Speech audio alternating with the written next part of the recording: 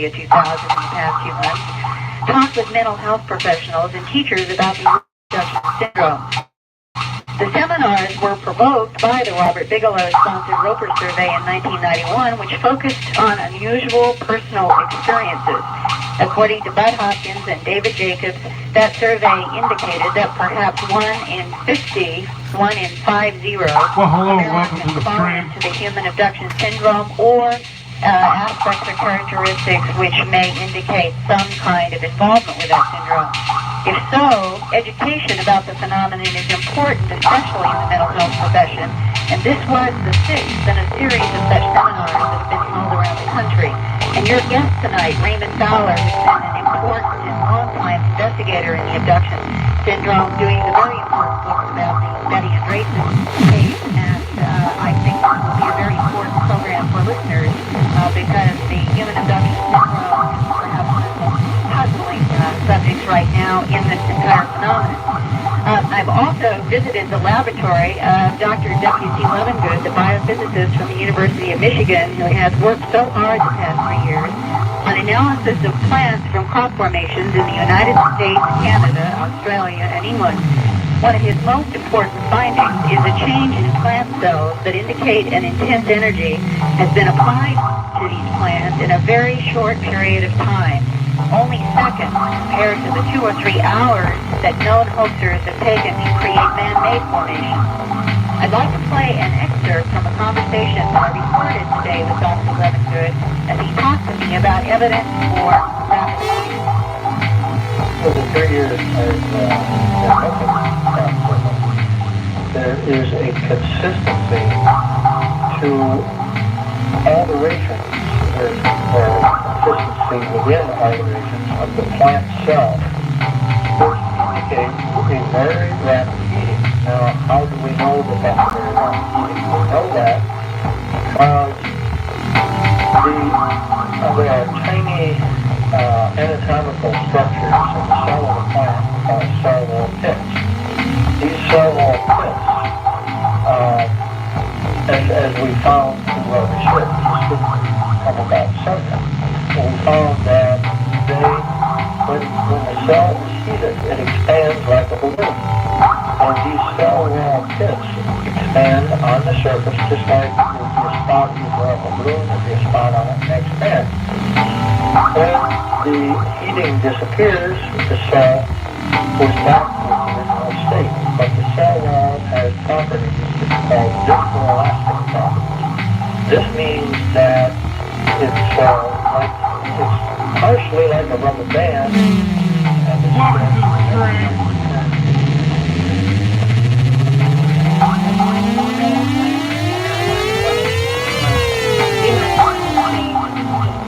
Maybe more than a plant that was affected by some energy that's yet unknown. That's right. This one measures and we make it's called statistical analysis. We measure a lot of normal plants, or what we call control, and we measure a lot of pits on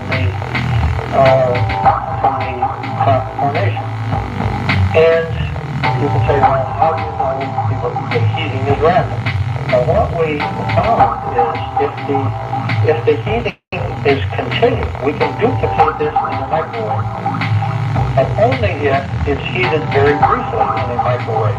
And this is like an ordinary microwave in your kitchen, where the heat is created internally in the plant cell very rapidly. If that heating continues beyond a few seconds, then the cell expands, but then it begins to collapse, and the average size of the cell wall pits ends up smaller. And it would cook the plant. And it would cook the plant, right. That seems to me to be one of the fundamental points that the general public has not understood. Whatever's happening in a crop circle, it's some kind of an energy from a biophysical, biochemical point of view, but whatever it is rapidly enough that it's not cooking the plant, so that these plants continue to grow. Exactly. Anything that's heated this fast and with this amount of energy would indeed, with time, cook the plant cell. It would kill it. And we never find that the plant goes right on growing. And one of the hoax circles last year, the people who made it said it took them 2 hours to make one of the formations. Yeah, that's right. You could never, you apply that kind of energy. I wouldn't say. Okay, absolutely. Now, the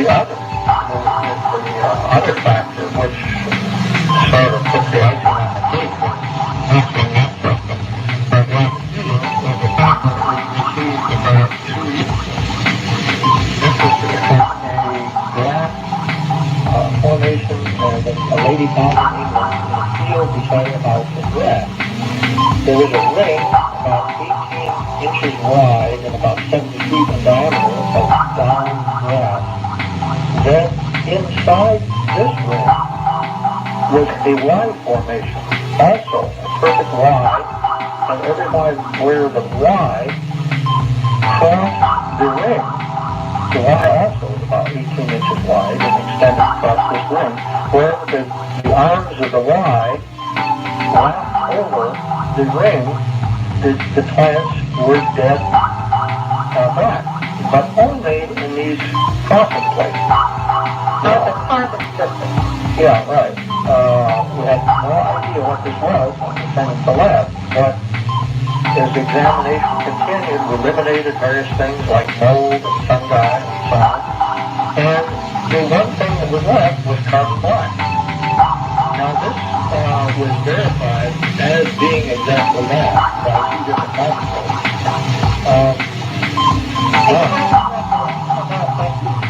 By the heat of a special time.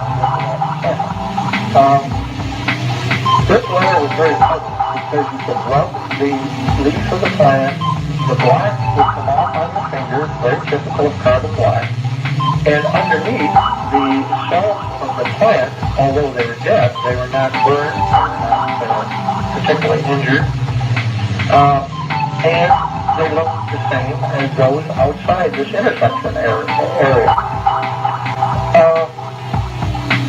This was an extremely thin layer, so the big problem is here, where did this carbon come from? Well, it finally dawned on us that this was not coming from anywhere. It was right on the plant itself.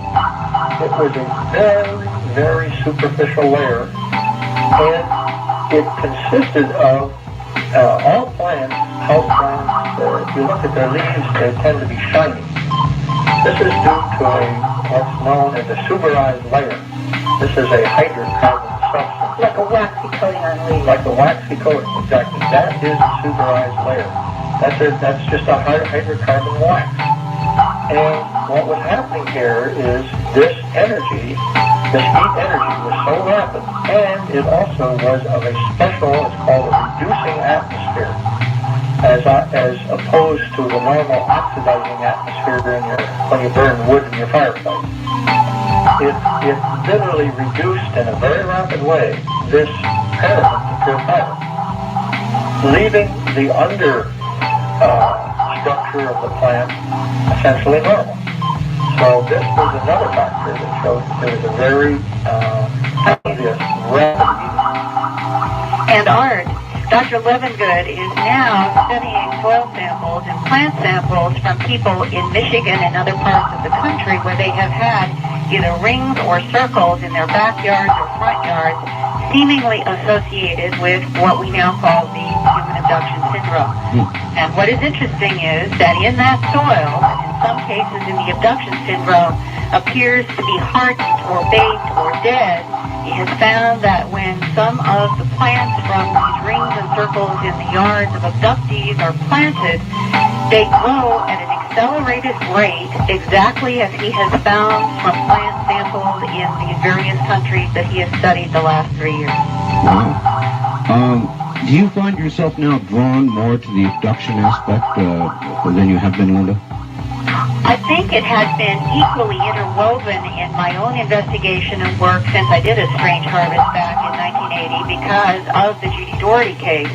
I had not been aware of the whole abduction syndrome until I started working on A Strange Harvest, and that is what led me to the Judy Doherty and Cindy Tyndall case, and that was the mother and daughter who had been traveling with their family in Houston, Texas in May of 1973, And it was an incident in where 5 people in a car apparently all lose time, all at the same time, but no one has any conscious memory of what happened during that event. And that's something that Ray Fowler probably tonight could go into. The whole issue, there are multiple witnesses, and there are cases of where there are people in a car that seem to be simultaneously affected by amnesia. It's part of this manipulation of our minds that we don't understand very well. Has there been any hypnosis done in that case yet? Yes. When I did A Strange Harvest, I worked with Dr. Leo Sprinkle, who was then head of counseling and testing at the University of Wyoming, with Judy, who was the mother. And that case came about in one of the ways that researchers often receive cases. She had been suffering very severe headaches, and she had been having nightmares, but she had no conscious memory of any event that related necessarily to these headaches and the nightmares. She sought out a medical doctor for treatment of her headaches, and it was the medical doctor that suggested that perhaps this was related to some sort of psychological trauma. That led to eventually hypnosis, and in the hypnosis she could see a beam of light that had an animal going up in it, but she could not clearly see what the animal was in that first hypnosis session. Later, while I was working on A Strange Harvest, that case became known to a group in Arizona that were also working on the entire UFO phenomenon in all its complicated facets. They got me in touch with her, and eventually we did the hypnosis session in which she broke through her amnesia completely and saw a brown and white path going up in this beam of light. 10 years later, her daughter was a teenager in 73 and had rejected everything about that night, had rejected her mother's claim that there was something unusual. Finally sought out help herself. She also saw a brown and white path going up in a pale beam of yellow light into yet an unidentified object in the sky. And that's how, through my entire research of mutilations, I came into the human abduction syndrome. Boy, this multiple witness business is particularly interesting, isn't it? That's because you have at least some kind of verification. And in their case, the mother never talked with the daughter, and in fact, the family have stories about how the daughter never wanted to hear anything about what the mother or anybody would have to say, no matter what. So you had a resistance to the entire idea of UFOs or anything else. So perhaps some sort of psychological protective mechanism. Yeah, the daughter was extremely resistant and avoidant to the subject, and then eventually, which does happen sometimes, and Ray probably has cases himself where something, whether it's injury or some other way, people are nagged by something. Eventually, as Cindy got older, something bothered her, and she eventually went into hypnosis, and out came a very, very strange story. Well, I sure do thank you for all of this. Fascinating stuff. Well, and to know that there's a circle in a yard in Michigan right now that soil and plant samples are being studied by a biophysicist who absolutely did not, 3 years ago, think that he was dealing with anything but meteorology.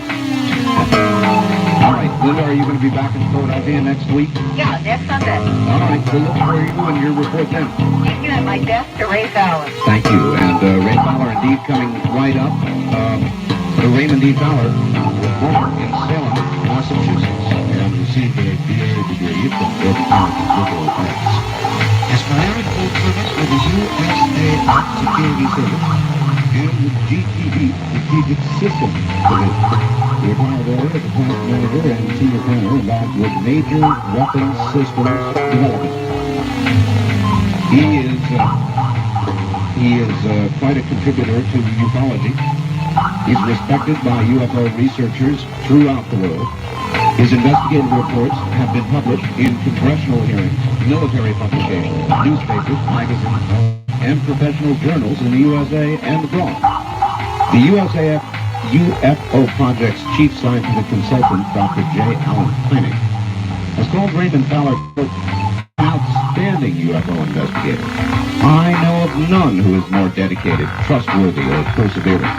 Ray currently serves as National Director of Investigation by the Board of Directors for the Mutual UFO Network, an international group investigating UFOs. He has appeared on over 200 radio and television shows around the United States since 1963. He is a 3 times published author. He is director of his own scientific planetarium and observatory, and a very popular speaker. This evening, rather, he will speak with you here all the way from Massachusetts. He is Ray Farrell. Good evening, Ray. Are you there? Excellent. I don't know about excellent now. Our telephone connection seems to be a little bit noisy. Maybe it's on my end. I can try a different channel if you'd like to hold for a second. Let's try it. Let's switch and see if we can clean it up. Or on the other hand, it may just be in the line itself. We have a long connection here. Is that better? As a matter of fact, it is.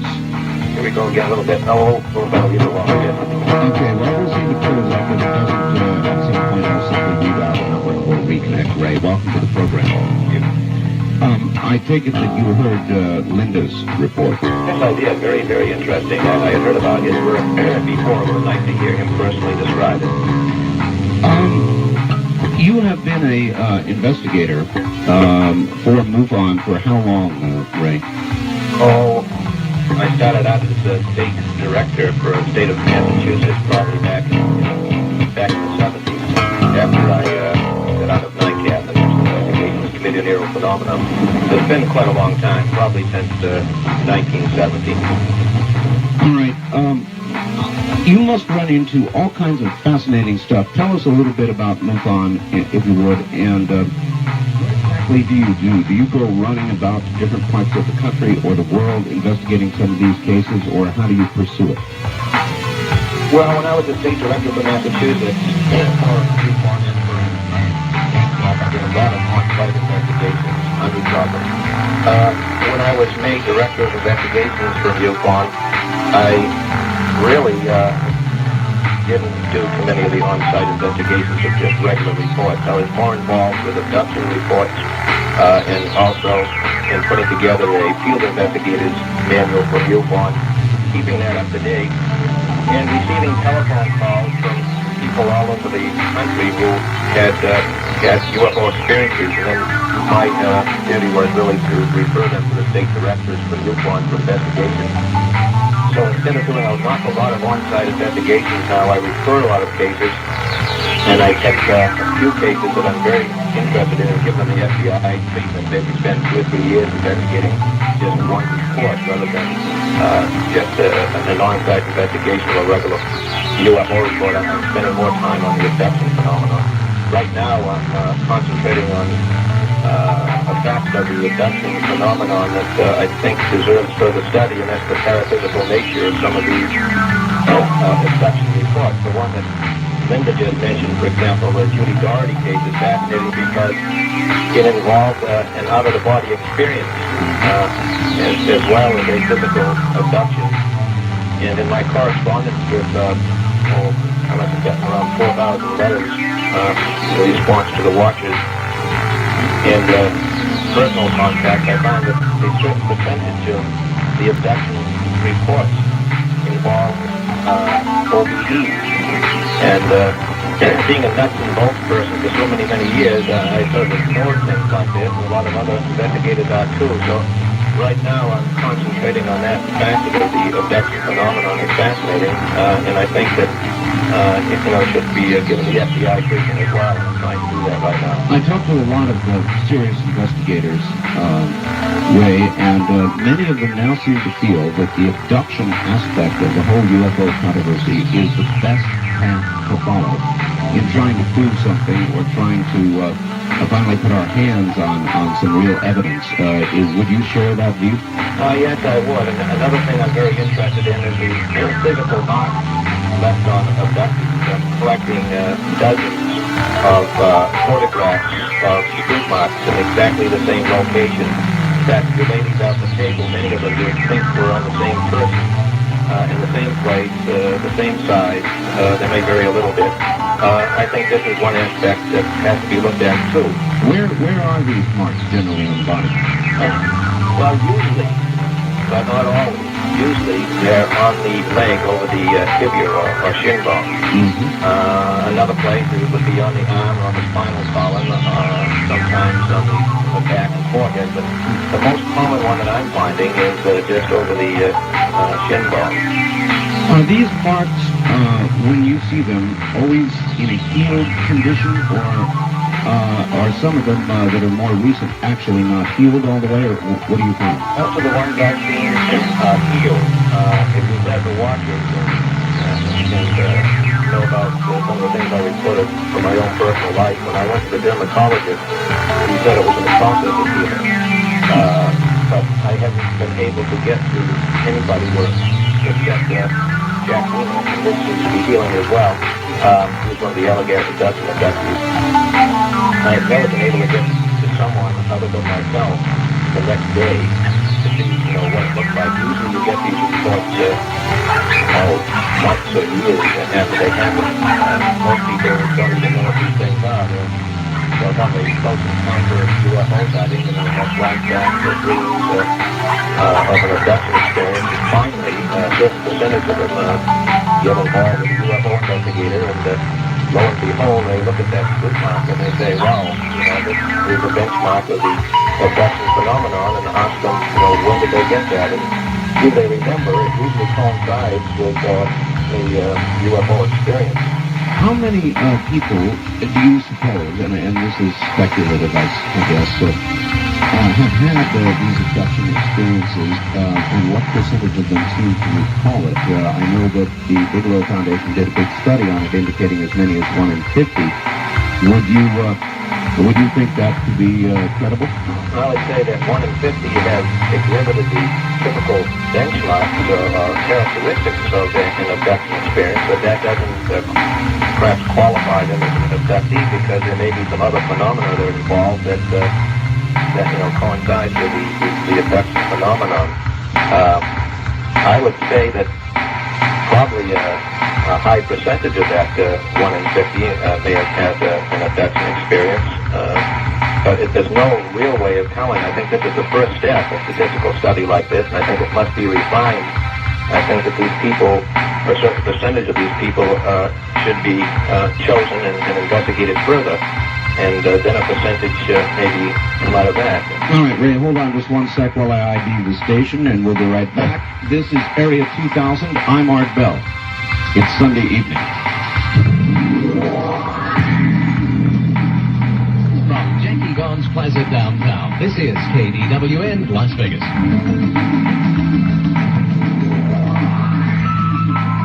Good evening, everybody. This is Area 2000. My guest is Ray Fowler, all the way from the state of Massachusetts. And we're talking about abductions this evening. Ray, are you still there? I sure am. Good.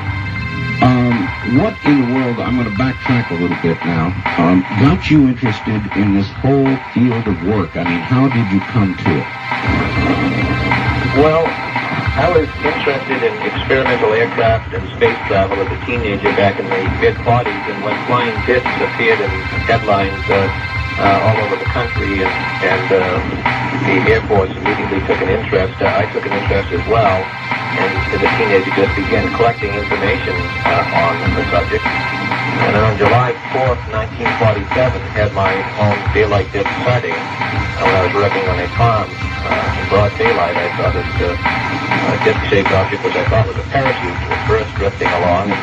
As it got closer, I saw that there was no person and no shroud lines, and it descended in a falling leaf motion. So that really piqued my interest. In fact, the newspaper, just a few days afterwards, that was on a Saturday, the Monday newspaper, the local one, had banner headlines of discs seen in the area.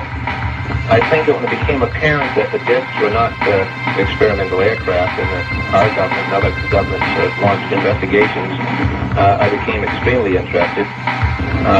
During my tour with the Air Force Security Service, I came across various people who had been directly involved with the UFO study, and it was being taken very seriously. So when I got out, I began to perform on-site investigations myself and send unsolicited reports to Project Blue Book and to NICAP. And NICAP, the National Investigations Committee on Aerial Phenomena at that time, sent their state director, Walter Webb, who is assistant director of Hayden Planetarium in Boston, to see me, and sort of took me on as an on-the-job trainee investigator. From there, I became state director and then became involved with the University of Colorado Air Force Sponsored Study, and with Dr. J.R. Hynek Center for UFO Studies, and from UConn, so it's been sort of an evolution.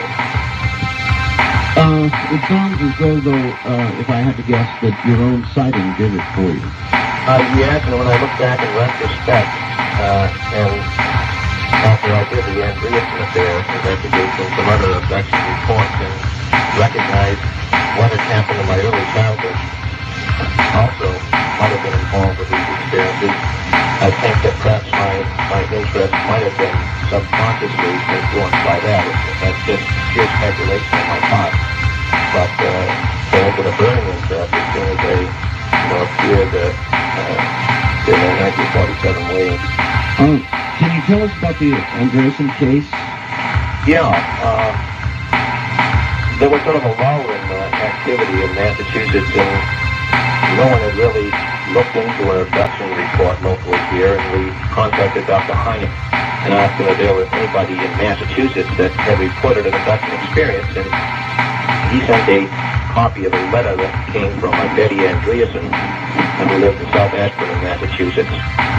And she was a very religious person, fundamentalist Christian, and she interpreted her experience as being religious, but when you lifted that out of the experience, it was a typical abduction experience, the same type of entities and so forth into the house. All she could remember was them entering the house. I'm a little curious. In what way did she connect it to her religious faith? What did she feel had occurred to her?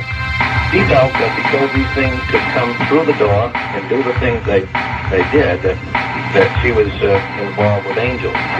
And so we decided to give it the FBI treatment. I did a real rugged character reference check on her, for example, and decided that she was a sane person.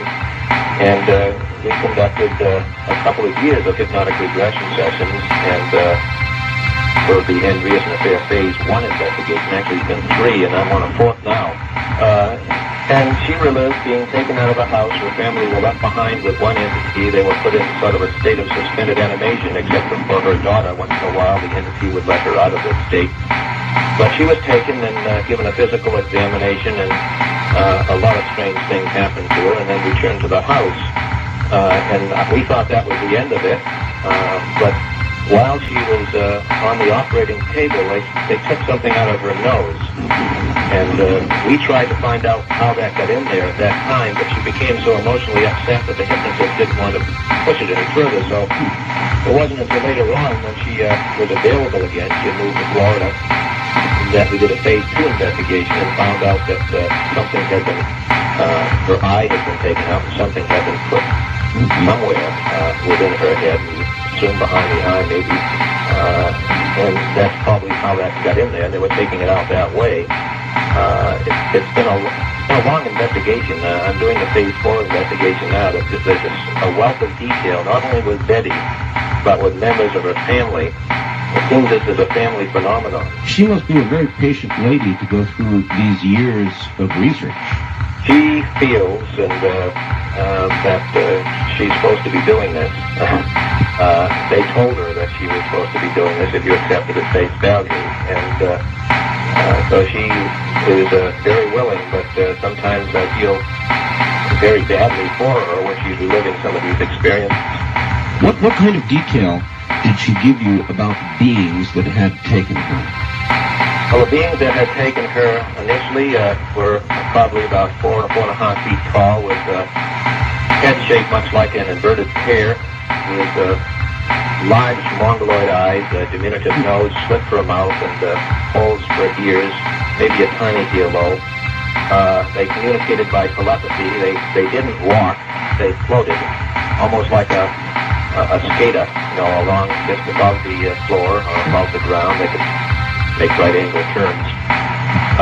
When they came into the house, they left one behind, and they came in a row.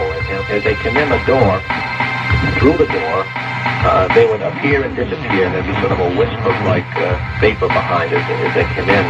They came in, appear, disappear, appear, disappear. And when they went out, there was a slot in this line of entities, and she was swept off her feet and floated in this line, and she went right through the door as well, which is another typical characteristic for people being taken through doors, through walls, through windows with these beings.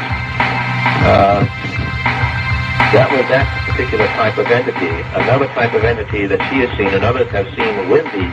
That first one that you described, though, that is the one commonly described again and again and again, isn't it? It is. And another type of entity that seems to be controlling the activities of these entities look very much like us. They don't have the jumpsuit garments that these small ones have, these almost skin-tight garments, but they look anything like what an extraterrestrial would look like.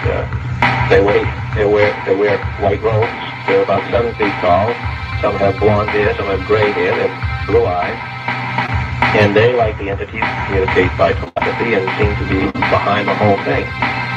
There is an intermediate entity that looks just like the small one, but taller, that seems to be in control too. There seems to be a pecking order here, if you accept all of this at face value.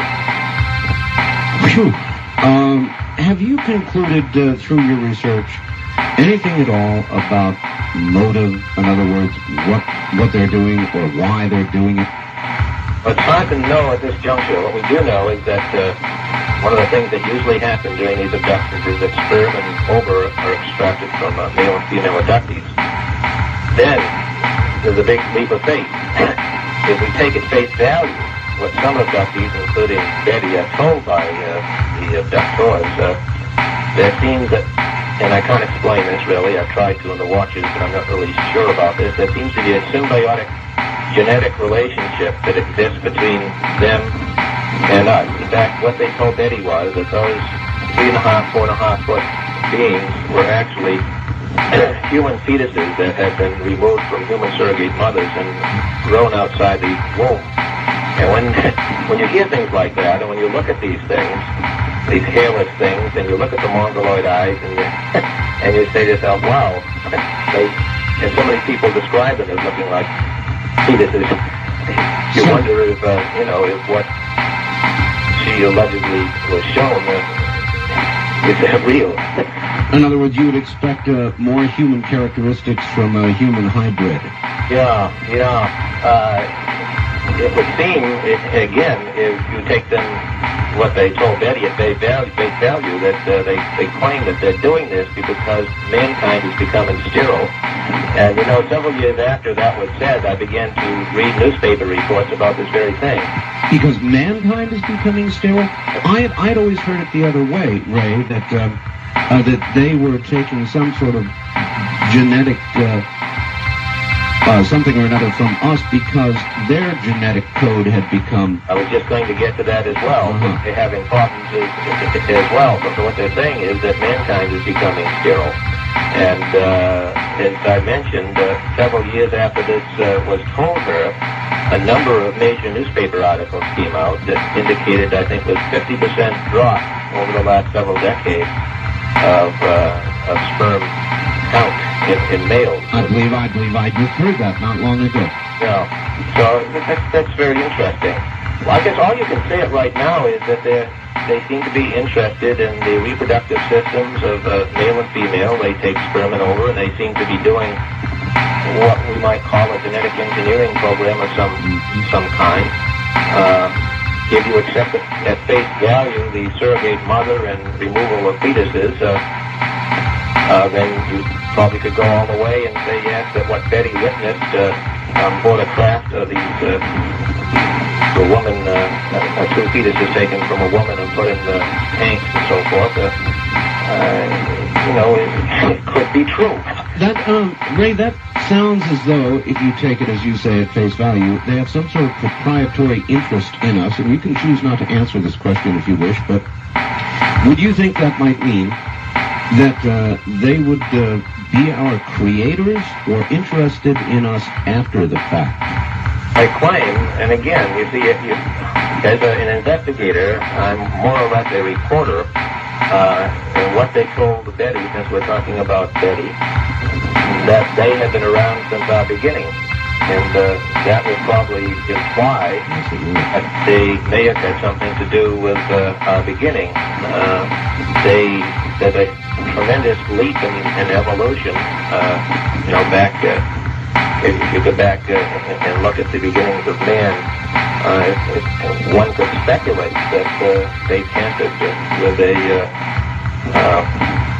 pre-human being, if you would, and made them in their own image. But that again is sheer speculation at this point.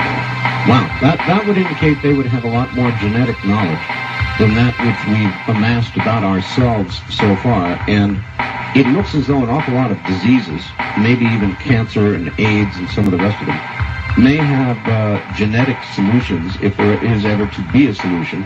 And one would almost long for them to assist us in one of these areas.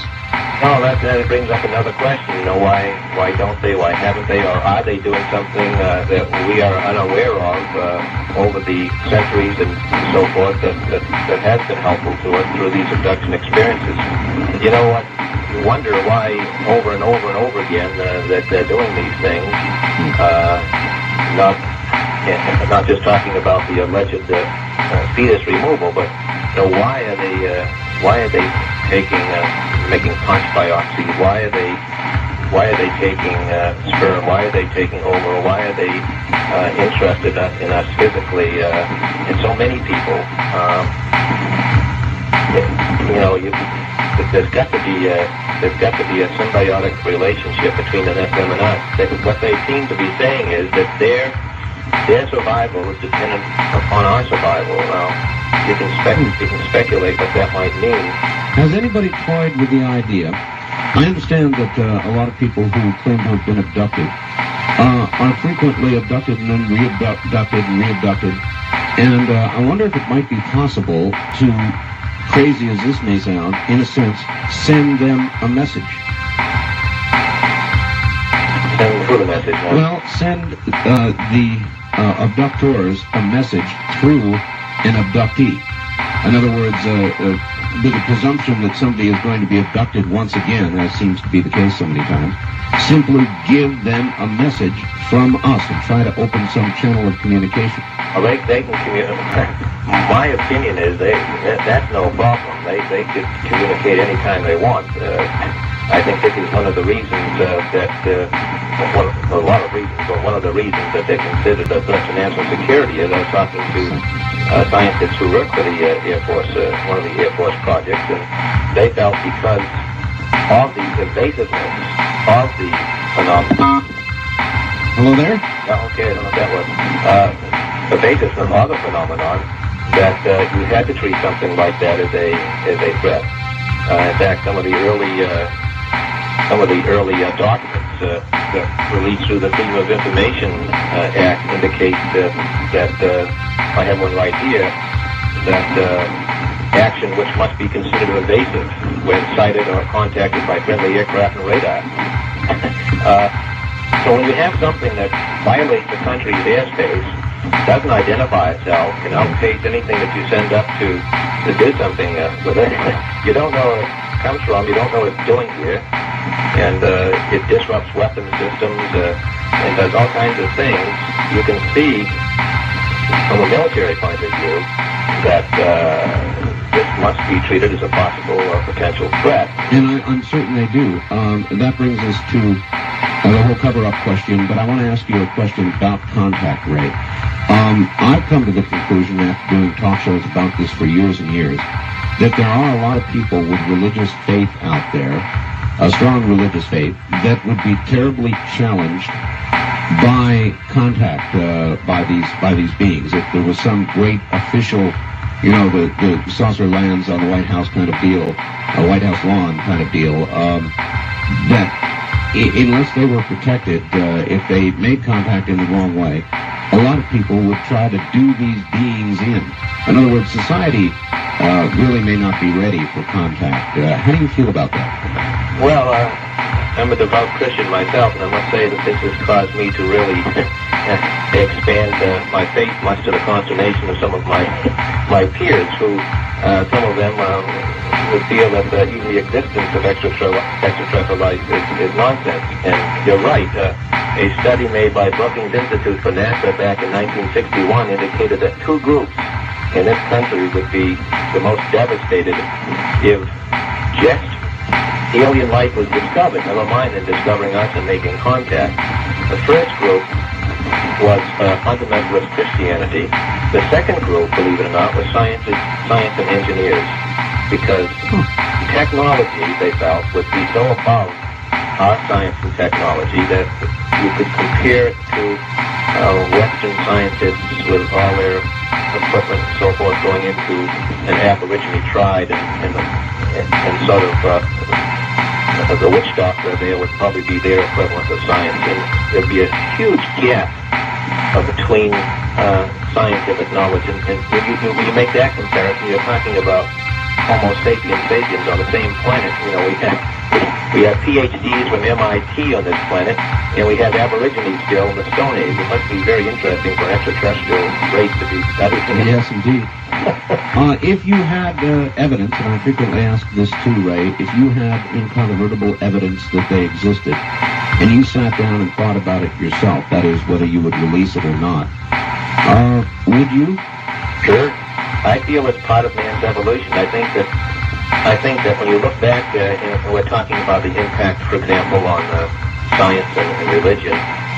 When you look back to the early days, you know, prior to Galileo, Copernicus, and the rest of them, Kepler, you had a system that was led to Aristotle's thought about the universe. You had a geocentric universe.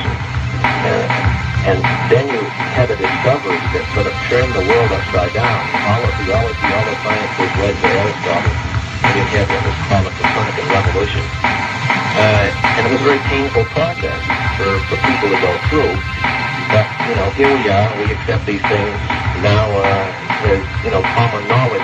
But it was a part of man's evolution. And I think holding information like this back, as disruptive as it might be, is part of man's heritage and evolution. I know that something like this, the abduction phenomenon, for example, the crash retrieval bit, all of this was made public. If the President of the United States get up and showed positive evidence that all this was going on, that it would cause disruptions. You don't have to do much to cause the stock market to crash, for example. No, you sure don't. There are a lot of things that would happen. But again, I feel very strongly that that's something that it's growing up pains for the human race. It's something that we've got to go through. And I think that UFO investigators who come into this with their own worldview, their own religious systems, including myself, have gone through almost a grieving process because our world has been turned upside down, as it were. The things that we thought were normal, the way things should be, turn out not to be that way at all. And it is a painful process when you have to start expanding your worldview or your religion or whatever. Ray, with all that you've investigated, I'm curious, have you come to any conclusions about whether these beings are friendly and one should not fear them, or given an opportunity in an abduction situation, would you advise somebody instead, if they could, to run like hell? Well, first of all, I don't think you could run. And second of all, I think if they were hostile, and like we consider hostile, that they could have done something a long time ago. I think they're only hostile because they're something that's completely out of the ordinary to the, I'll just say everybody. I mean, anything unknown is hostile. Well, it produces fear, that's for certain. Yeah, fear. I mean, to have an abduction experience is not even the equivalent of having your dead grandmother sort of float through the wall and start talking to you. It's so completely out of the realm of possibility, if even probability, that it's awfully hard to accept that something like that can happen.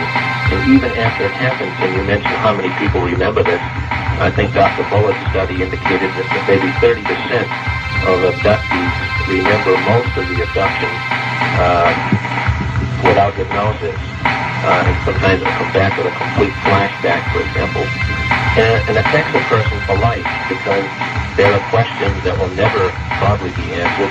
They never can tell if it's going to happen again. I talk to people sometimes for almost an hour on the telephone, just listening to them. They're afraid to go to bed. They go to bed, they leave the lights on, they lock the doors, they keep the radio going, because they don't know it's going to happen again. It can really disrupt a person's life. What do you tell them about the probability? They must ask. In other words, they would ask you, look, in all the cases you've investigated, how many of them have turned out to be multiple abductions of a single individual? What are the chances, in other words, that I'll be abducted again? What are the chances? I think the chances are very good. I think it usually starts at least around 5 or 6 years old, and it continues. I think Bullitt's study indicated that it continues maybe the 30s or 40s, and sometimes even after that. But I would say that probably is the baseline, 5 or 6 years old, probably earlier, but how can you tell? Except in a few cases where parents might be witnesses of it, until they're 30 or 40 years old. And then, well, that's not much comfort for an individual, is it? Oh, no, it isn't. And I've dealt with a lot of people who, including the Allagash abduction case that I just finished a short while ago. Yes, that's the next thing I'm going to ask you about. Allagash. Well, that started when the twins involved in that were, again, 5 or 6 years old. They didn't know that. They thought they were dealing with ghosts and paranormal phenomena. Oh. I can imagine that people would attack all kinds of different scenarios to it based on their life. In other words, if they're devoutly religious, they're probably having a religious experience. Or if they're into sort of a new age sort of thing, they calculate they've had an out-of-body experience. They probably attack all kinds of scenarios to this, don't they? Yeah, and I think that it's possible over the years that Betty has superimposed the religious beliefs on her experience, but I wouldn't be dogmatic about that. It could possibly be that they in turn are using her religious beliefs to help to calm and assuage her fears, and then it could be a possible connection. You've got 3 things there, and what I try to do is stay neutral and say that these are 3 possibilities, because she's not the only one that seems to have a theological content, as it were, to their abduction experiences. And at the MIT conference, this was Bud Hopkins was saying that he felt that that theological content should be ignored, and that it was a waste of time to look into it. And a lot of investigators are saying that the paraphysical part of the abduction is a waste of time. Let's deal with the nuts and bolts. What's your feeling about that aspect of it, the out-of-body? The aspect is that I've come across so many cases, including the one that Logan Howe was talking about, involving an out-of-the-body experience abduction, and the physical body being left behind. I've come across so many of those that I'm saying that I'm working on it now, will deal with this particular aspect. I think that you can't ignore these things. A report written by an investigator usually reflects that investigator, unfortunately, because no one's completely objective, his or her own worldview. Sure. And if you are strictly a nuts and bolts UFO researcher, if you have a paranormal thing happen, you ignore it. It never comes up in the report. And there are a lot of other things. There's a religious aspect to it. That may be dumped too. And what you do, unfortunately, is you just give one facet of the UFO phenomenon in that particular report. I feel that if you're going to investigate these reports, You've got to follow it wherever it leads.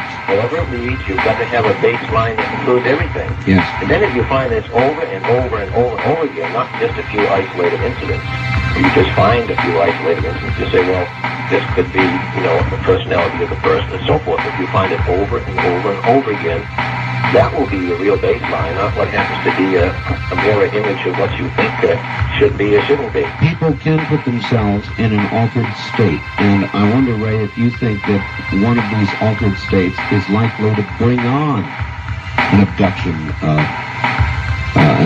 In other words, if you wanted to experiment with an altered state, would you think that it might have a chance of bringing something like this on? That's possible. Usually, I think the altered state comes from the outside upon the abductee. I don't think that the abductee can call. As far as I know, I don't know of any case where someone can cause something like this to happen. I think there are some people, and there aren't too many people, that can, of their own volition, have an out-of-the-body experience. But even then, I've challenged these people sometimes to do various things for me, and they haven't been able to perform yet. So that the real OBE seems to be something, for the most part, something that comes from the outside. It may be a near-death experience, for example, or someone, I don't know how many cases I've read about someone who's actually not dead, physically dead or pronounced dead, but is in a situation, for example, a car going over a cliff, and they're in the car, and all of a sudden they're outside of the car and they're watching everything. Wow. Ray, we have a 5-minute break here at the top of the hour, and then we'll be back. So relax for about 5 minutes, and we'll be right back to you. That's Ray Fowler, and Ray, I'm going to redial your number during this break. Okay. All right. You're listening to Area 2000 on a Sunday evening. From KDW on the Talk of the West, I'm Art Bell. We'll be right back.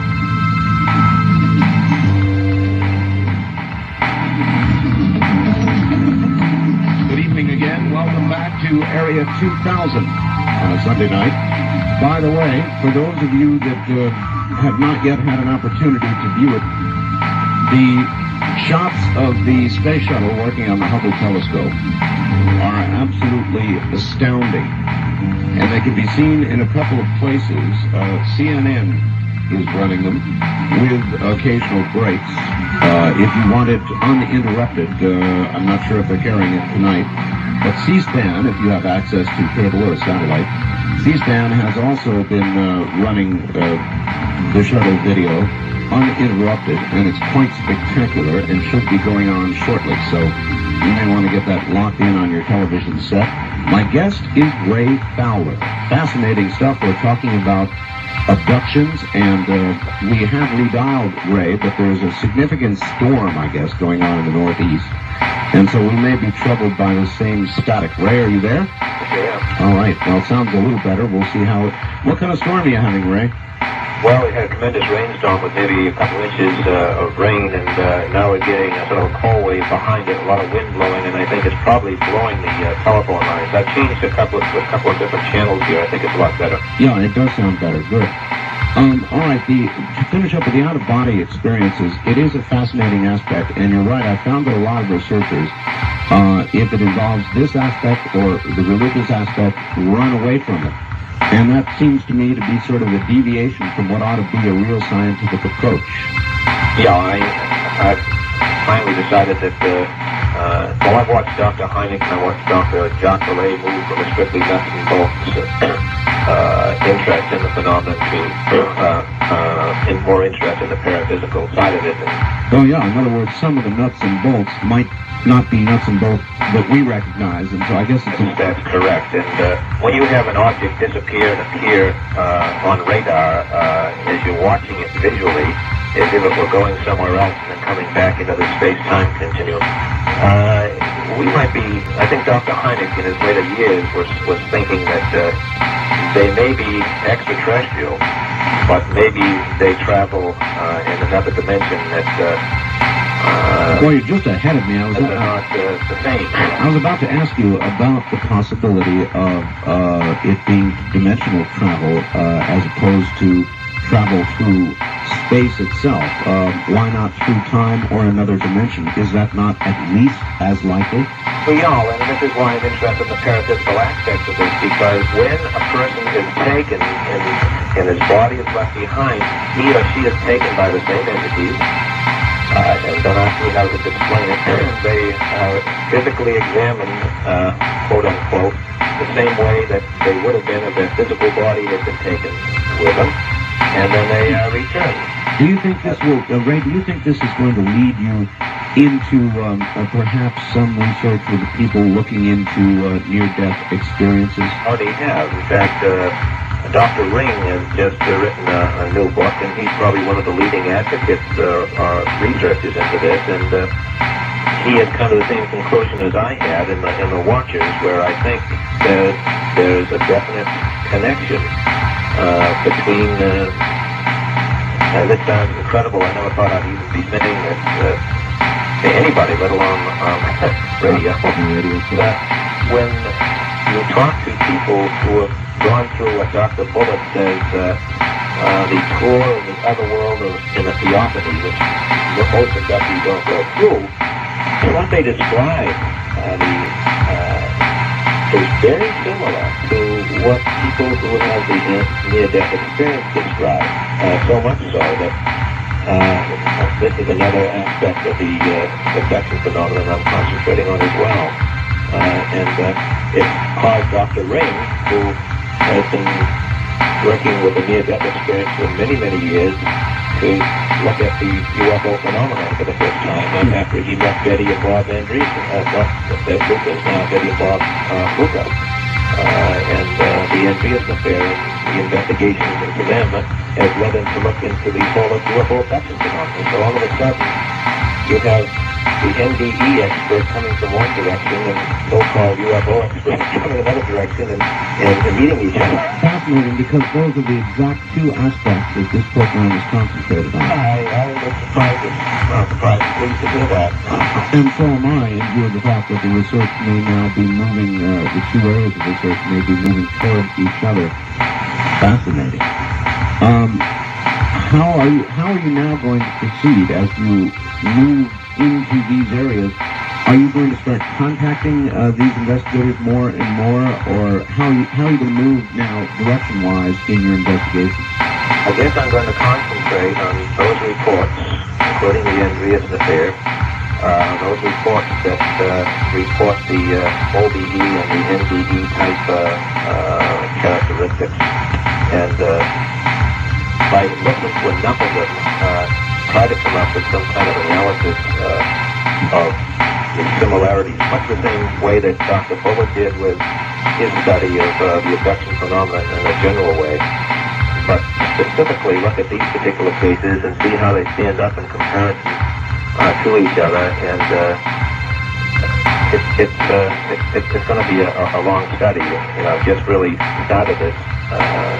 Ms. Feller, is there anybody else doing similar work now and moving down some of the lines that you're anticipating or have begun to move down? No, and I was really surprised to hear it, is Dr. Ring. And again, he has started at the other end, starting from the NDE and working toward the UFO, and I'm working toward the UFO and working toward the NDE and interviewing people who have had out-of-the-body experiences and near-death experiences as well. I mean, aside from the UFO phenomenon, as well as people who have had the UFO abduction experience and have had these experiences. One of the things that have happened to even people who haven't had the abduction experience, I find over and over again, people who have had a close encounter of any kind with a UFO, that they, a lot of them, a large percentage of them, begin to experience a variety of psychic phenomena. Some of them had no interest in psychic phenomena. Nothing like that had ever happened to them. Sometimes it goes on for a few weeks and it stops, but sometimes it goes on and on and on. Poltergeist phenomena, out-of-the-body experiences, strange synchronistic things happening, and how this connects with the UFO experience they had, I don't know. One can say that the experience enhanced their so-called psychic ability, so that they were able to detect things that they were always there, but for some reason the experience somehow enhanced their psychic abilities. Or one could say that it's a continuation of the experience, and all I have seen is sort of a visible tip or something that's going on, a monitoring system or something that's going on. But as an investigator and a reporter, all I can say is that you have a close encounter with the UFO, and B, coinciding with that, in many cases, you have an eruption of psychic phenomena, so-called. We call it psychic phenomena, that's just the name. You really don't know what it is. Oh, you're really following a fascinating area of research, and I am going to stay close to you if I can and find out where it is. I really think you might be on the right track. I'm curious about this. The UFO community itself, for years, has faced, people like yourself who would come out would face some sort of ridicule, and I wonder if now, following the path that you're following, you're liable to face ridicule from the standard UFO community. Oh, I'm sure. I had a business meeting with some people this afternoon, and two very, very enthusiastic people who have been involved in the nuts and bolts study for years, and they're very, very rigid in their particular beliefs, and it wouldn't have anything to do with what I was talking about. It was interesting to talk to them face to face and so forth, and I guess one of this interesting is that they feel, and I feel too, that the scientific method for proof of UFOs can't possibly apply to paranormal phenomena. How can you capture something like that, and how can you measure it and test it and so forth, except in a statistical way? What they're looking for, and what I'm looking for too, is the physical evidence, something that you can measure in a laboratory, just like the gentleman that's examining the crop circle. And this is a physical part of the phenomenon, or examining physical traces that are left behind ground effects. True enough, and I'm not discounting it, Ray, but gee whiz, years and years and years of examination of physical evidence, and we still have no real answers. So no, all it does is give you some evidence to support the anecdotal data that comes forth from a witness, indicating that, I saw an object sitting there in the field. You go to the field and you see what looks like microwave radiation that bakes the earth down to maybe a foot or something, and you see 3 or 4 tag marks, and you take a penetrometer, and it looks like a ton set on each thing, so you can say, well, something was here, and they described that something was here, therefore, something must have been there, but it really doesn't tell you where it comes from, what it's doing, what, if anything, you can do about it. I guess it gives you very, very strong evidence that there was a machine-like looking object sitting there, and it took off, just like the witness said, because there'd be no way for the witness to be able to duplicate what is left behind. But it really doesn't give you the answers. If the abduction phenomenon is real and not illusory, and whatever is behind it wants to communicate through that means, that's the only way we're going to know. My own opinion is that we are like the donkey being led by a carrot. I think that the phenomenon, slowly but surely, is going to allow us to very slowly but surely come to terms with it. And when you look back, and I've been in this since 47 as far as interest goes, and 63 since investigation goes, it has been a process. It had the flyovers, and that was very hard to accept. And you had the close encounters. I can remember researchers back then when people would say that they saw a machine-like object rather than a distant object close by that they would scoff at, and that was hard to accept. Then you had the landed objects, and the researchers scoffed at that for a while, and then finally accepted that. And then you had the close encounters of the third kind, where entities were seen associated with the object, and people were laughed at, reports were thrown in the wastebasket, and then finally that was accepted. Now you've got the abduction report, and finally that being accepted is getting into out of the UFO research community, into the health professional community, it's sort of been, And here you are, one step ahead of that. yeah, maybe. What it seems to be is that we've been undergoing a conditioning. It reminds me of a story I heard where some missionaries were trying to contact this tribe, and they overflew the village for the airplane, scared living daylights out of them, but after they saw the airplane for a long time, they didn't run, so they rigged up a rope with a basket on it. They dropped it down, and they were able to circle the plane with the basket and stay fairly still. And the natives finally would come out and start getting closer and closer to the basket, and they put some machetes in it and some tools and so forth.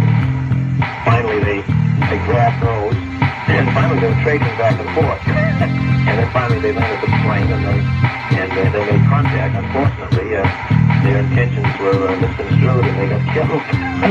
Well, if we are the natives, and the conditioning is underway now, how far through that process do you think we might be? I don't know. I just have this strong feeling that, we started out at the base of a pyramid, and over the years, the lines of either side are getting closer and closer to the top.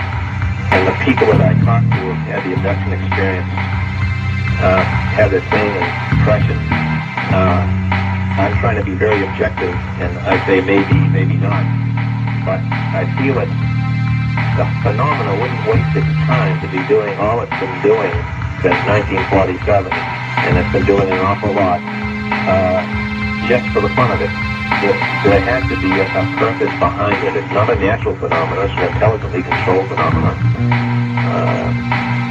They interested in weapon systems. When I worked for GTE Government Systems, I was involved with the development, research and development and production of the Minuteman missile, and taught the launch control facility officers and fellow Sylvanians and GTE Sylvanians who were at that time, and other subcontractors and contractors out at the site. And they were disrupting our equipment.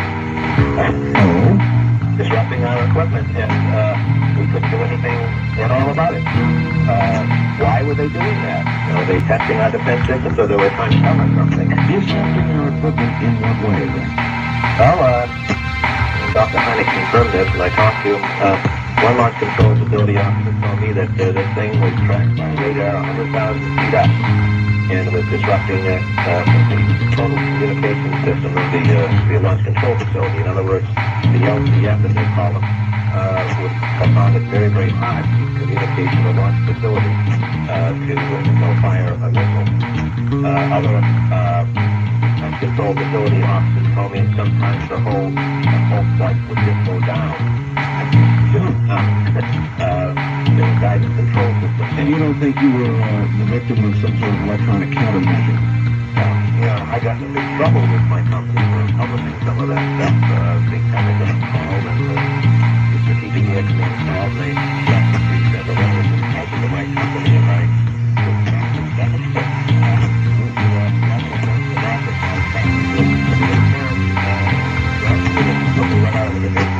I had to be very careful after that. Probably don't know where it is. Without being able to tell us anything specific about it as well. Is there anything ever about the subsequent other than what you just explained, that would lead people to believe that we're dealing with that situation? When I was with the United States Air Force Security Service, we were in buildings, we were supposed to know what building we're doing. We're actually doing electronic spying and eruptions with sophisticated direction finders, and we would conduct mock raids on Russia, and they'd their air defense command, and conduct fighters to meet our aircraft and coastal searches and buildings using direction finders. We would know where every one of those radar sites were. We had people who were recording everything that was said, all of the speeches, people taking Morse code and so forth. I talked to another person who wasn't able to tell me this stuff, but he was saying that they used crypto channels to relay UFO information from England to the Pentagon. I never never got involved with it. I wasn't involved with the teletype that he was involved with. Now, wait a minute. You mean after Project Blue Book, the government secrets actually did not turn you? Right, it was like a different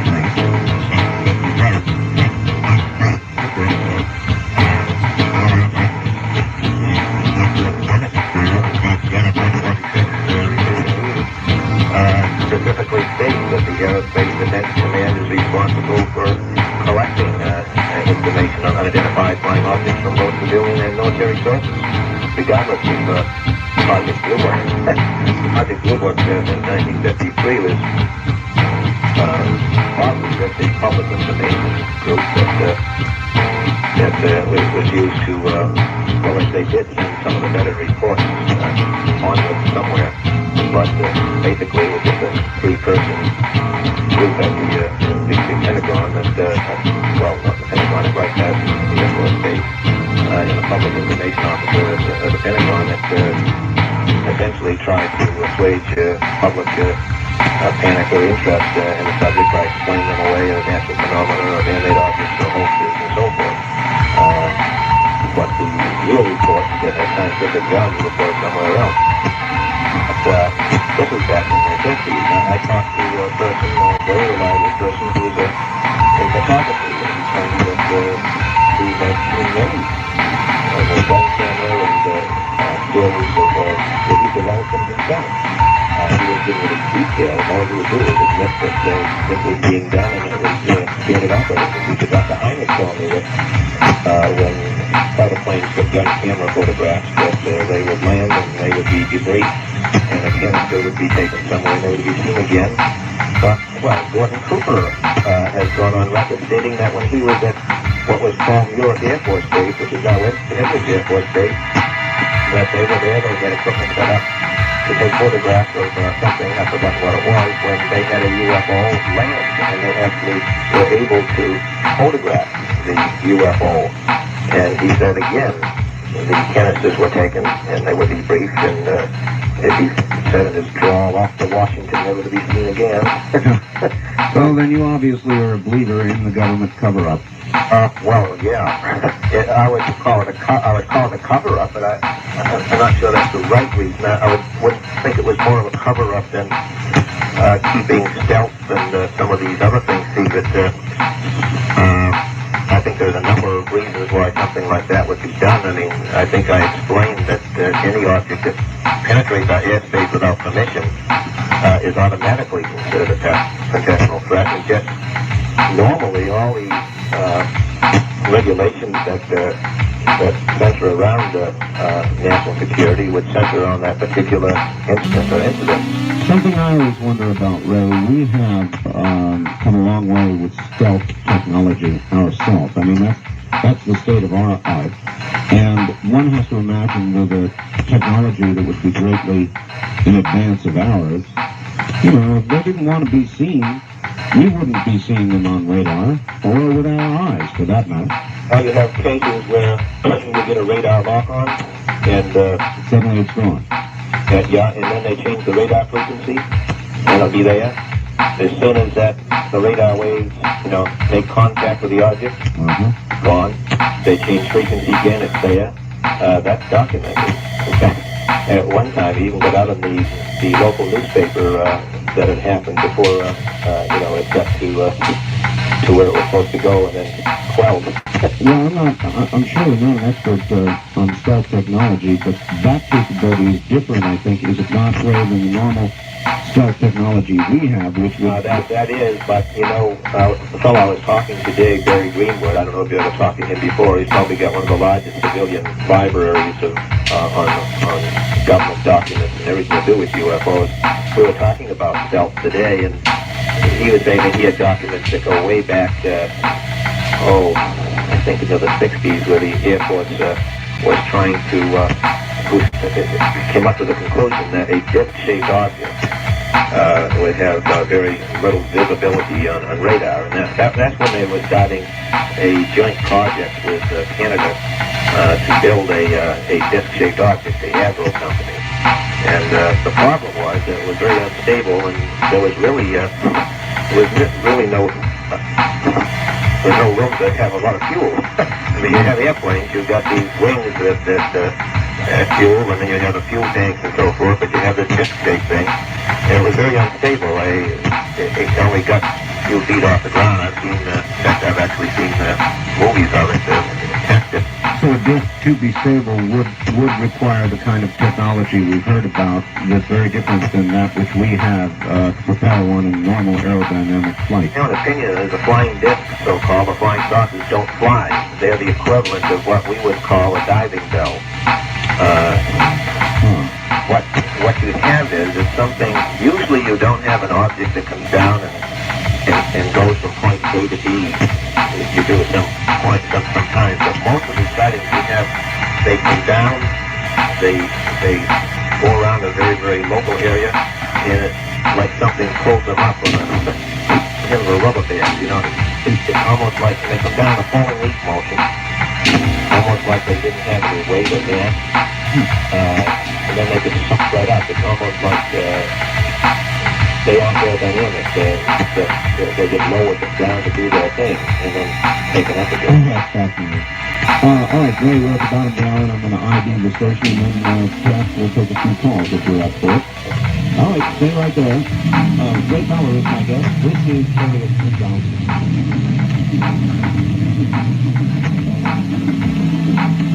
From Yankee Guns Plaza downtown, this is KDWN Las Vegas. Good evening, Las Vegas. You're listening to Area 2000 on top of the West KDWN Radio. All right, here it is. The phones are going open in the metropolitan area of Las Vegas. You can reach us at 383-825-8255. If you're calling from outside the state, toll free, it's 1-800-338-8255. 1-800-338-8255. The wild card lines are area code direct dial, in other words, area code 702-385-7214, 7214, and then finally, if you have never called the program at all, feel free to use the first-time caller line at area code 702-385-7213, 7213. And Ray Fowler, are you still there? Right. All right. Let's experiment with the great unknown for a moment and go to the lines. Good evening on our first-time caller line. You're on the air with me. Hello there. Well, Yes, you're on the air, sir. yes, I would ask you, I read your book on Walker, actually, and I wanted to know, you said that these crafts can go through space-time. That they could,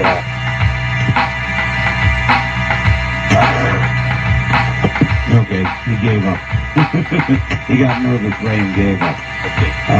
Wildcard line 3, you're on there in Las Vegas with Ray Fowler in Massachusetts. Good evening. hello? Hello. Turn the radio off, sir. Okay. Off. And then give us some idea of where you're calling from. I'm calling from Santa Cruz, California, Santa Cruz. All right, go ahead. and I just wanted to mention something about some stuff my dad told me when he was in the Air Force. All right. Go ahead. Are we live? Yes, we're live. Go ahead, please. And my father was in the Air Force for 23 years, and he told me he was in the missiles. And I guess it started, I don't know what exactly happened, but within the last couple of years he was sick in the retirement home, and he was telling me all kinds of stories about the stuff they were doing down in Dreamland, working with some weird flying equipment I guess they recovered. Well, that does present a good opportunity. Thank you, caller, from Santa Cruz. Ray, I have my own sighting. I live in the Pahrump Valley, which is about 65 miles west of here, and just about a valley or so over from what they call Dreamland. And in all my life, Ray, I've never seen a thing until just a few months ago. And I saw this incredibly large triangular craft, totally black, floating, not flying, and I know the difference, just about 150 feet above me. Didn't make a sound, utterly silent. And I wonder what you can tell us about what's going on at Greenland, if you know of anything at all, and whether or not a lot of these craft that are started may not be the kind of craft that you're talking about, but something we are doing. I'm sure we're doing a lot there. These Selkers flying a lot longer than they were willing to admit. And I'm sure there are a lot of other things flying there. I think the rumor that we have craft saucers there, for want of a better term, and that we are somehow flying them is strictly a rumor, no matter what Bob Lazar and William Cooper and Jim Lear might want us to believe. I think that we need a lot more evidence. I think when you have an experimental test range and you have state-of-the-art equipment being tested there, it's going to look very, very unusual. And very rarely, in fact, unless there's an accident, you just don't fly experimental aircraft out of the test range. If it's crashed, the security aspects would be horrendous. So I don't think that we're dealing with extraterrestrials out there. The triangular craft is very interesting because we have reports of that in the day. We had one reported a couple of weeks ago in Vermont. Flying a CPAC method, taking neighborhoods. In Belgium, a couple of years ago, they got lots of reports of these things. But again, what you saw, doesn't sound like something that we could do. Maybe it is. I don't know. I have no answer to that question, except that I'm sure there's an awful lot of exotic things going on. Well, I'll tell you this way, I have never even heard of a triangular craft until I had my sighting. I went on the radio on my syndicated program, and I told the story quite extensively, and all of a sudden my fax machine lit up, and I have never seen so many triangular craft in my whole life, so there are a lot of them. In fact, boomerang-shaped craft as well. Upstate New York, back in the late 80s, there were thousands of sightings in upstate New York. Dr. Hynek and Philip and Brognu wrote a book about it. There were so many of them. And the interesting thing is that news of what was going on there, these things were hovering over reservoirs, atomic plants, and houses, and moving without any noise at all. Some people describe them almost as big as a football field. Very similar to what happened in Belgium. The interesting thing is that usually the news about these things were just confined to the local newspapers and the local TV stations, and this seems to be true about the UFO subject in general. In the old days, if you had something like that happen, the Associated Press and UPI would pick it up and it'd be in the newspapers. But what I find now is unless you subscribe to a Newsflix service that looks into all of these various local sightings all over the United States, you wouldn't that UFOs existed. Well, you may find this of some interest. About a week or 2 weeks after the sighting I had, a most unusual story appeared in my little Pahrump Valley Times, which I still have. Somebody gave me. And I'll just read from it for a second. The low-flying aircraft over Pahrump late last week and again Sunday night, which is when I saw it, were probably part of a classified training exercise, according to a spokesman from Nellis. A number of Pahrump residents were talking about a big aircraft that passed over their homes last week, and judging by the areas that people live in, it appears the C-130 circled most of the valley and buzzed some homes several times. So it was a classified mission, and they're trying to sell us on the fact that it was a C-130. I was never so insulted in all of my life. I've flown on C-130s, and I guarantee this was no C-130. They could have tried to sell a lot of things, but a C-130, frankly, I found to be insulting. No, they have done this over and over again in the Blue Book days. Incredible explanations like that. Now, whether they're trying to cover for an experimental aircraft or they're trying to cover for a UFO, which they most likely knew was there because of the radar installations they have there, I don't know. But this is typical of the old Blue Book days. Fascinating. Wildcard Line 3, good evening. You're on the air with Ray Fowler in Massachusetts. Oh, good evening, Art, and Mr. Ray Fowler. As far as I'm Ron Mosman here, and I live up here in Blair in Northeast California. And they've been sending B-52s, Art. For whatever reason, I guess over that scrapyard in Arizona. Anyway, I get quick to the point. I've been hearing a lot about these missing children. And, a lot of them can't be found. I was kind of wondering if Ray knew that has any information about maybe are they being abducted or what's the situation like a lot of these children that can't be found? Well, good. What's not the All right, that's a good question. There are a lot of missing children. Ray, some of them are coming to no good because of foul play right here on Earth. I wonder how many of them might be meeting some other fate. I haven't the slightest idea. I think that's in the realm of speculation, and until you had some eyewitness reports of a child being taken by a strange object or a beam of light or something like that and not returned, I would say that this most likely has to do with human abductions, depending upon the age of the child and what of runaways, for example, as well as abductions. I mean, this horrible thing that happened in California recently where someone actually came into a house and took someone out of the house. Exactly. Things are going on like that. So I would... The man alleged to have done that has now been officially charged with a crime. Ray, there's a space mission, a very complex one, underway right now. And the reason I bring it up is because I've been watching the spacewalks, which are fascinating. And one would have to imagine that if they were here, they would take particular interest in anything taking us off our own planet. And I wonder if you've heard anything about that. The astronauts, what have they seen, officially or unofficially? What do you think's going on there? Well, astronaut General McDevitt saw a cylindrical UFO with a pole sticking out of it back in Gemini 4. Gordon Cooper stated at a United Nations meeting that we were trying to get the United Nations to get involved in UFO research. Stated that there were NASA officials that had encounters with UFOs.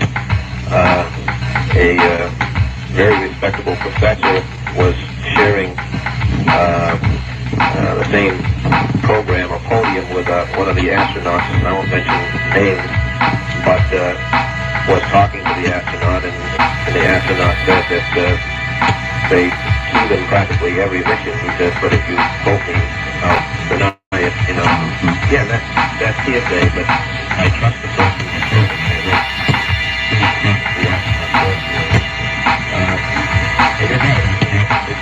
This is going on. Gordon Cooper, I was told by one fellow from NASA, was on a planet, and I don't think that he was very well liked by some people because of the statements he was making. In fact, when he was in the Air Force back in '51, for 2 days, he was the leader of a fighter squadron, and they chased UFOs that were coming over the base, and they were just above the operating capability of the F-86s that they had, but they were round, metallic, they were making right-angle turns, whatever they were under intelligent control, and they were made of a metallic material. But it seems that most likely the astronauts, as well as any military person, even an airline pilot, I don't know if you're even aware of this, but commercial carriers. And once the commercial airline pilots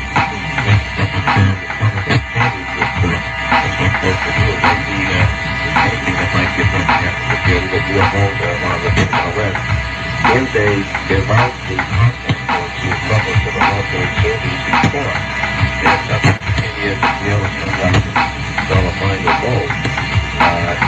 In 1954, this was imposed upon all the major airline carriers, and 450 pilots protested and signed a petition against it, but it didn't do any good. Well, I can see why the military wants the information from the pilots. It's a shame, though, that they're being civilians, aren't allowed to talk about it. Sure, another aspect of this, Ray, would be something that's not talked about a lot, and that is we have a gigantic series of KH satellites and Landsats and other satellites that are capable of looking down on Earth. And one would imagine that if there were things flying about, there would have been significant evidence gathered from that Sure, I'm sure that there are. I'm also, I talked to an Air Force colonel, for example, that was working with the recently discharged, who was the commander of one of the officer factories. A huge telescope, and they will be tracking things together, things that are unknown, and things that are unknown, and giving the azimuth elevation try to fix declination of whatever they use to what was the North Command.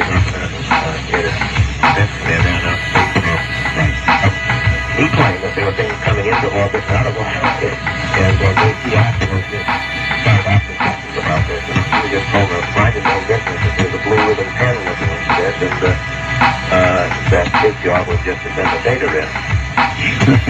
I'll tell you, there's an awful lot of people that want to talk to you, so let's keep it. Good morning, Line 3, you're on the air with Ray Fowler. This is Chris from Los Angeles. Thanks again to the Bigelow Foundation for the most outstanding educational program. I want to say to Ray that this book definitely has changed the rules. He has the advantage of most of the UFO researcher and scientists because he has the metaphysical background, the knowing, I would say, the cosmic ABC. Ray, you also pointed out in your book the acceleration of UFO activity is directly related to man's increasing inhumanity to man. Can you tell us about the coming event? The planet might change as a fate because of man's ignorance. All right, thanks, Fritz. What about it? Our behavior down here connected to the... No, I don't think that was in my book. I think maybe he read some of his own ideas and developed but according to what they said, Betty, because of what we were doing to right on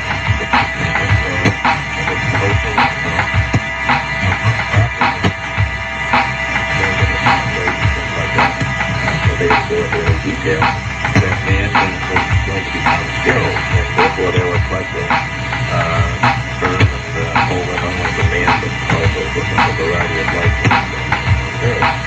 But they never indicated on the people of Earth, nor did they mention anything spectacular coming in any detail. They indicated that something was going to happen, but they didn't say what. There are a lot of people these days, Ray, with the feeling that something is imminent. Do you get those vibrations as well? Yeah, I do, from the abductees. But again, I think you've got to be very, very careful. I think because of the state that the world is in right now, that people are probably looking for something from the outside to help, feeling that yourselves are helpless to do anything about our situation. Therefore, something has to come from the outside. So you've got that mentality, that mindset, and then you've got the abductees, and you wonder whether that, where you draw the line between what the abductees are allegedly told and or whether they're part of the same mindset and hoping that whatever this is that happened to them, it's going to be helpful. Sure, I understand. Good evening. On our first-time caller line, you're on the air with Ray Fowler. Where are you calling from, please? Henderson. Okay, go ahead, sir. I'm fairly convinced that this program to Mars that they lost recently. Yes, the Explorer. I'm convinced that was a big cover-up. I think they know where it's at, and they evidently shut it off or something. I'd just like to have your thoughts on that, and I'll listen up. All right, thank you. What about the Mars Explorer, Ray? There are a lot of theories firing around out there about it. That there was a lot on Mars they didn't want us to see, and so they shut it off. And what do you feel about that? I have no opinion. I read articles by people who feel that that's so, but again, that may be wishful thinking on their part. We have the so-called base on Mars enthusiasts that you may indeed have some artifacts up there. We really don't know until we get there. It seems that there has been, not only with the United States probes to Mars, but Russia's Phobos 1 and Phobos 2. They've had serious problems, and if you can believe what came out of Russia from an astronaut that Phobos 2 actually photographed a cylindrical object approaching it prior to its going off the air. If you can believe things like that, if that really happened, then maybe there are some things going on up there that we don't know about. You look back at some of these news clippings of concerning what the NASA used to call the galactic ghoul, where very strange things would happen to our satellites in the early days, especially with they would go off the air and not transmit and then come back on like something had repaired them or something. All of this stuff is speculation. And these things happen and you don't know the answer. I think it's very unscientific to come to any specific conclusion of why they're happening. Most likely, the most probable thing is that we've had problems with our Mars probe. And not saying it's possible that they shut it off and so forth, but right now that's just sheer speculation. They're still thinking in some people's thoughts. All right, well, there may be a lot of wishful thinking involved in this entire area. What can sometimes kind of separate from reality. On our first-time caller line, good evening. You're on the air with Ray Fowler. Well, try again. Okay, here we go. I know we're done this time, but I've read your book, The Watchers, and the book you talked about them becoming sterile and the aliens to see the future but do little about it, about changing it. Also, the aliens were like showing abductees films about Earth being destroyed, possibly. What I'd like to know is, do you think the aliens could possibly be from the future, possibly now that they need help with coming back for reproductive things, and they're taking the hybrids to the future? It's not kind of wild, but Actually, not that wild. Thank you. You did very well there. You finally got it together. That's kind of what we've been talking about, isn't it, Rick? Yeah, I've talked about time travel with Dr. Michael Phillips, who you might want to get on sometime. We've already had him on. He has hypothesized that they may be from our future. They may be us from our future, coming back to get genetic material. But again,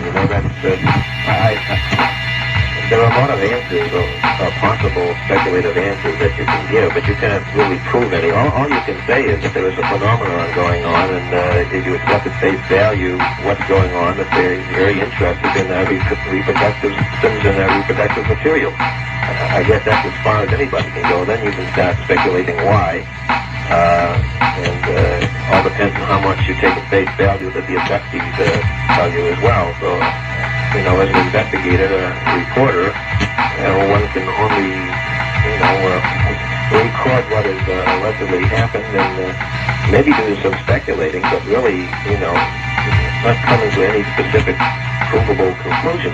Well, at least you're holding a nice open mind about all this.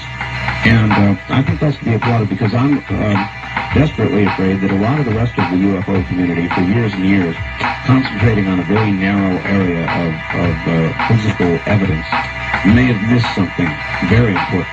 I think it's the same thing with medical doctors. For years, ignored the near-death experience because they had been trained that things like that just don't happen. They must be hallucinatory. Just as doctors ignore alternative treatments that many times are very effective. But now you have medical doctors writing books on NDEs.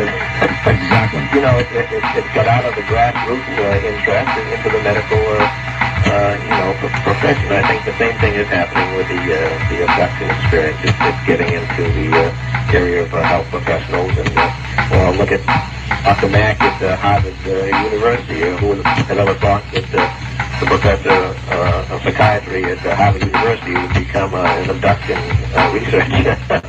Precisely. All right, short on time. Walker.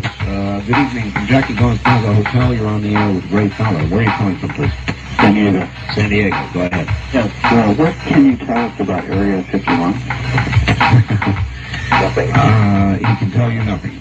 And if he did know something with the security clearances he had, he could probably not tell you. Thank you. Know anything about it, even with the security clearances, except for the rumors that come out of there, and I consider them rumors until I see something more substantial. All right. Wildcard Line 3, good evening. You're on the air with Ray Fowler. I'm calling from Reno. Reno, Nevada, yes.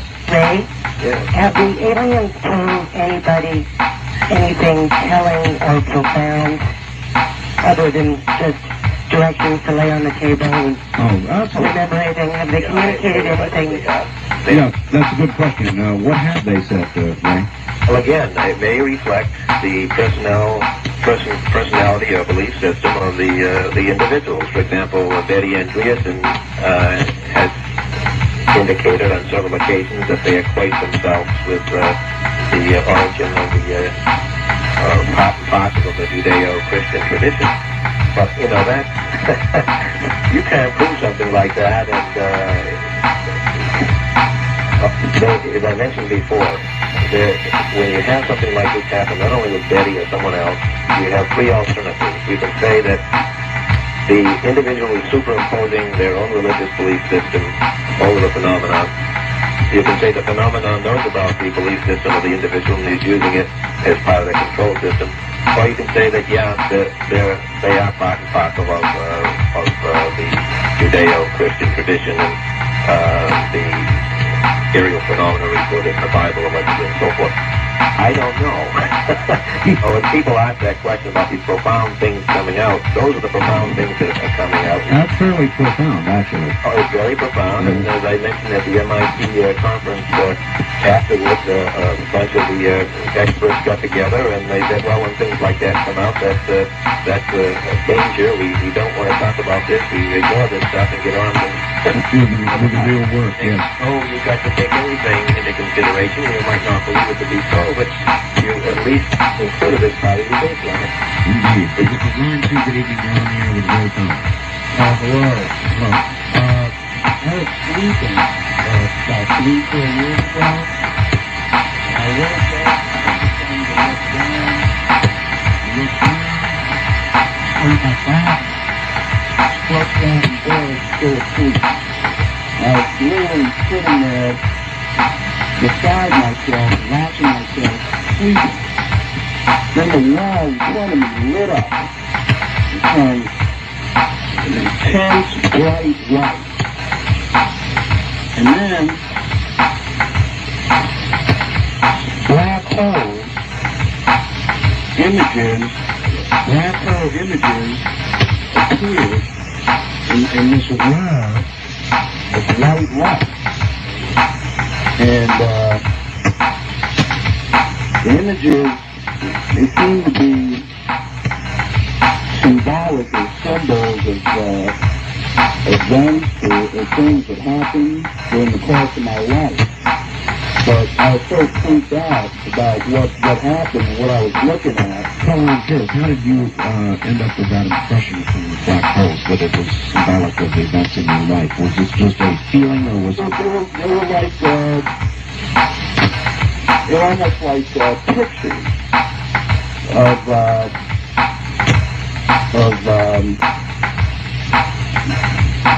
there was one particular image that still stays with me because when I saw this, I couldn't sit there and look at it. All right, Carl, I'm terribly sorry. We're at the end of the program, and I'm going to have to go. Thank you very much for the call. Is that, from what you heard, Ray? Well, it's similar to someone who's had a near-death experience and has their whole life flash before them. I mean, I think what he was going to say, that he freaked out and somehow just popped back into his body again before he saw anything else, but I'm not sure exactly what he was going to say. All right, well, I guess we're not going to be this week. Ray, it has been a pleasure, and there's just not enough time to explore these sorts of areas fully. You need hours more, maybe days or weeks, but the time is up, the clock is o'clock, and I've got to go. You can give a plug for the Allagash abductions by Wildflower Press, Tigard, Oregon, sometime in your program. We appreciate it. Well, you just did. Okay. Ray Fowler, thanks a million. Okay, thanks. Take care. And that's Area 2000. As I said, I'm really sorry that we don't have more time, but we don't. That's it. Thank you, folks. See you next week at 8 o'clock for another Area 2000. And be with us next Sunday evening at 8 for another edition of Area 2000. And now, Area 2000. Good evening, everybody. Welcome to another edition of Area 2000. Sunday, 8 o'clock is when it happens. I'm Art Bell on behalf of the Bigelow Foundation that makes this program possible. and I think you're going to find it indeed a fascinating one this morning. We've done a number of programs on Mars and on the artifacts that may or may not be on Mars. We have Professor Stanley McDaniel, who is the top got all this going, so we'll see if we can get to the bottom of it. As is the case just about every program, we're going to go all the way first, though, back to Philadelphia, Pennsylvania, where we're going to get yet another glimpse into another reality, glimpses of other realities, with their segment. Her name is Linda Howe, very popular, and so now all the way back to Philadelphia, Pennsylvania, and good evening, Linda. Hi, Art. Hi. I also will have something to contribute on the Mars story tonight. Good. First, since our mysterious subjects on Area 2000 often involve the sky, I thought that it would be perhaps worthwhile to update listeners on some current sky events that are occurring around us right now. A phenomenon that happens only twice a year occurs again on December 21st at 3:26 p.m. At that moment, the sun will stand still in its winter solstice. The word solstice comes from Latin, which literally means sun to stand still. At the solstice, the sun stands, in a sense, in the same place as its southward motion relative to the background stars comes to a stop. After the solstice, which is only a day and a half from now, the sun's path starts shifting northward again, backward longer, and eventually warmer days. And all this is because our Earth tilts backwards by 23.5 degrees as it orbits the sun. The backward change is the slightest shift might have a highly cold north and a highly hot south, or some other combination. But after all, we have a path that is perfect just such a way that we have the changes and the changes that we do in life and witness. The those of you who stayed up late on December 13th and 14th to see the Gemini meteor shower at its peak, there is another coming in the early morning hours of December 22, only 2 days from now. That is the Ursa meteor shower, which appears to come from the direction of a little different constellation. Around midnight on December 22, you should be able to see 20 meteors an hour until sunup. After Christmas and New Year's, prophecies begin to get to hand to the exploration of the unknown.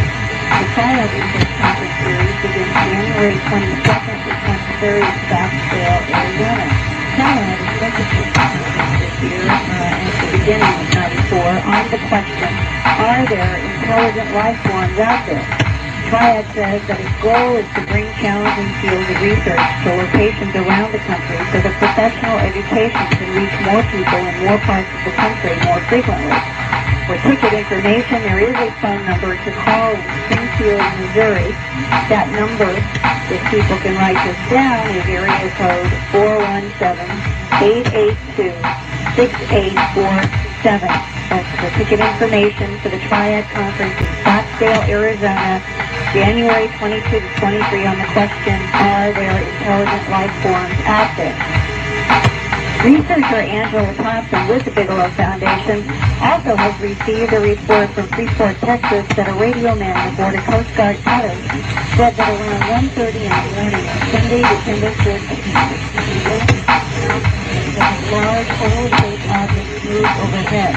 He said the object had an orange glow and that through the binoculars he saw he could see windows. According to the report, the object rose into the sky, turned a blue color, and then disappeared. The Coast Guard radio man said that shortly afterwards, two very bright objects shot up from the ground in the direction of the object, and they also disappeared. Tonight, our guest on Area 2000 is Dr. Stanley McDaniel, Professor Emeritus and former Chairman of the Department of Philosophy at Sonoma State University in California. This year, he published an analysis of research on unusual surface features in the Cydonia region of the planet Mars and raised some serious questions about NASA's mission priorities, or lack of priorities, in the Mars Observer regarding the Cydonia region. Now, the observer appears to be lost for yet unknown reasons, but Professor McDaniel's report emphasized that the scientific analysis by several scientists of an unusual face-like feature and nearby pyramid-like features in 1976 Viking orbiter photos suggests that the features might be artificial. Artificial structures on Mars, if proven, would force a redefinition of human evolution in a larger cosmos that has other life forms. Tonight, I discussed that issue of possible artificial structures in the Martian Cydonia region with Dr. Mark Carlotto, a PhD in electrical engineering from Carnegie Mellon University in 1981. He has worked in fields of image processing and satellite remote sensing for over 10 years. Dr. Carlotto has authored scientific papers about his computer enhancement work of the unusual Martian features in such prestigious journals as Applied Optics, Digital Signal Processing, and the Journal of British Interplanetary Society. He also authored a recent book about his work entitled The Martian Enigmas that shows how computer enhancement has helped to get more details from the original Viking photographs. Tonight, I began by asking him if he thought the face was artificial, not made by nature. I think that there's a 51% chance that it's artificial. Only 51? Well, I like to be conservative. However, I think the 1% over even odds is more than enough to justify the work that I've done and others have done because the payoff is so great. I like to try to be careful not to oversell this. There's really no way of verifying dealing with remote sensing imagery. And, Mars is one example. But whenever we're doing studies of satellite imagery of the Earth and doing landform analysis, you really need to look at the ground truth because you can be fooled by imagery, and you really need to go there to know for sure, or you need to have imagery that's just so good that there's no question about it, and that's not the case. Quite frankly, I think I feel that, and I always have felt that there's a fairly good chance that this is artificial, but I like to be conservative and kind of keep things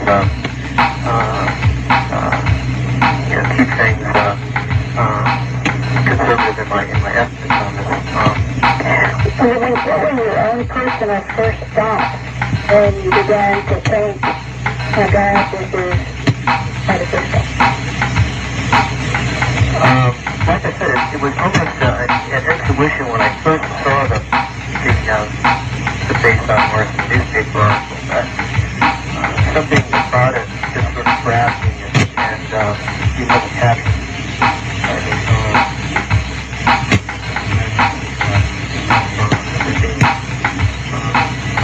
Real artificial face there. Even though it's kind of made light of it, there's something about it that just sort of grabbed me. And the more you work with it, the more I've worked with it, the more I'm convinced there is something there because essentially every test and experiment that I've done has indicated that it is unusual. But the one thing I did mention was the fractal analysis. It always works published in peer-reviewed journals. The methodology evaluated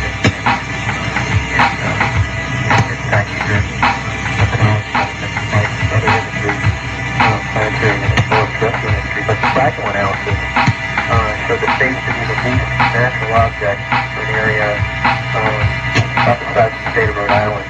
This was really all the imagery I had available at the time. What the fractal analysis does is it ranks the image by its degree of artificiality. It uses fractals as a model for deciding whether something in an image is artificial and natural. Fractals are a big use to model the range of natural phenomena.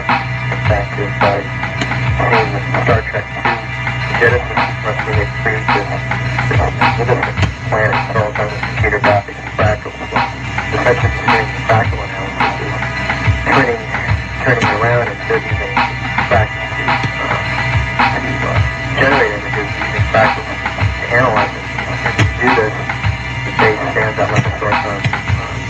being better than normal? That's being better than actually most anomalous features over this area I mentioned, slightly greater than the size of the state of Rhode Island. And then the question that remains is, if it is artificial, why did somebody build something that was a mile high and a mile and a half long, shaped like a primate head? Well, that's anybody's guess. I mean, that's a loaded question. A lot of people have speculated on terrestrial connections, and I think basically, I guess I like to take things one step at a time, at least in this sort of a conversation. Say, just this, that if the basis is artificial, then it's going to change all of our lives. The juncture we're at right now is trying to collect some better imagery to decide whether this is in fact artificial or natural. If it's artificial, then it's going to open up a whole range of investigations. And the impact of artificial structures on Mars might, in fact, overwhelm the scientific community. Professor McDaniel pointed out in his analysis that in 1960, 33 years ago, the Brookings Institute was contracted by NASA to prepare a report called, quote, The Implications of a Discovery of Extraterrestrial Life, unquote. And in that report, it said most significantly that the greatest area of concern might be that of the impact upon scientists themselves. Quoting further, it has been speculated that of all groups, scientists and engineers might be the most devastated by the discovery of relatively superior creatures, since these professions are most clearly associated with the mastery of nature rather than with the understanding and expression of mankind. As a result of these possibilities, that major social upheaval and psychological devastation of many scientists might occur, the report spoke of the possibility that scientists and other decision makers might interfere with the release of extraterrestrial information, even to the extent of withholding it altogether.